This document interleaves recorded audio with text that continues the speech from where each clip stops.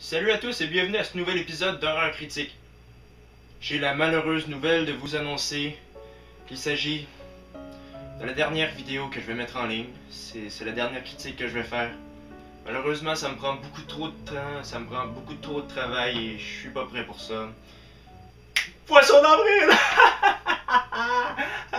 On est en octobre. Pas grave, ça a tout de même un lien avec la vidéo d'aujourd'hui, quand je vous parle d'un film d'horreur qui porte pour titre April Fool's Day, traduit littéralement par Poisson d'avril. Pourtant, le titre en français laisse un peu à désirer. Week-end de terreur.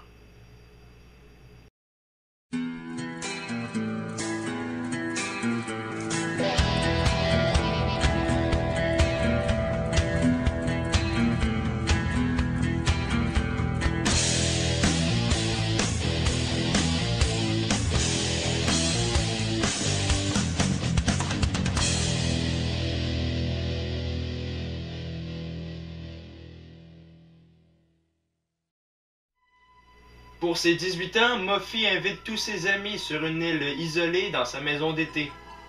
Comme son anniversaire tombe le même jour que le Poisson d'avril, les blagues et les tours sont bien évidemment au rendez-vous.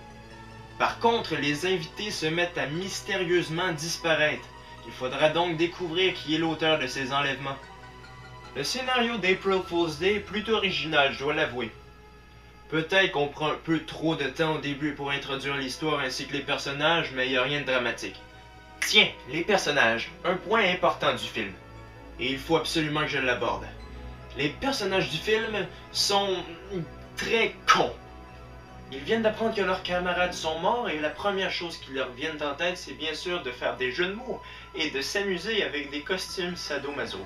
Hey, would the Birdman of S&M worry? Very funny, Jazz. You gotta look at the bright side of things. Everything's gonna be okay. What the fuck is wrong with you? Une trêve de plaisanterie. Le scénario possède une finale très impressionnante à laquelle on ne s'attend pas du tout. En 2008, April Fool's Day fut l'objet d'un remake adapté en téléfilm qui fut tout sauf réussi. À mon goût à moi, bien évidemment. C'est Fred Walton qui a réalisé le film. Avant ça, il nous avait livré le thriller When a Stranger Calls. À part ça, sa carrière se résume en quelques téléfilms plus ou moins connus. Et c'est d'ailleurs un peu pour ça que la réalisation m'a un peu tapé sur les nerfs. Les téléfilms étant moins explicites, ça a été reflété dans son film. J'ai trouvé qu'on poussait pas l'horreur assez loin. Personnellement, je trouve que l'angoisse aurait pu être un peu plus développée, ce qui aurait donné une ambiance encore plus terrifiante. Ça devait tout de même le faire à l'époque, en 1986, mais aujourd'hui, on trouve avec raison que le film a mal vieilli. Cependant, l'intrigue et le mystère de l'histoire sont plutôt bien maintenus dans la réalisation, malgré les quelques longueurs auxquelles on a droit au début. Sauf que la pléiade d'acteurs qu'on nous offre ne sont pas tous des De Niro en devenir. L'actrice principale, Deborah Foreman, interprète ici un rôle plutôt mystérieux, assez important à l'histoire. Et puis il y a la présence d'Amy Steele qui avait joué auparavant dans le deuxième opus de la saga Vendredi 13. Leur jeu d'acteur à elle est plutôt bon, ils apportent un peu de notoriété au film. Sauf que les autres nous livrent un jeu d'acteur très peu crédible. Et leurs personnages sont idiots alors on les déteste encore plus. Effets spéciaux et costumes. Les effets spéciaux d'April Fool's Day sont définitivement le point fort du film. Malgré la réalisation prenant des tournures de téléfilm, on ne se gêne pas au niveau violence.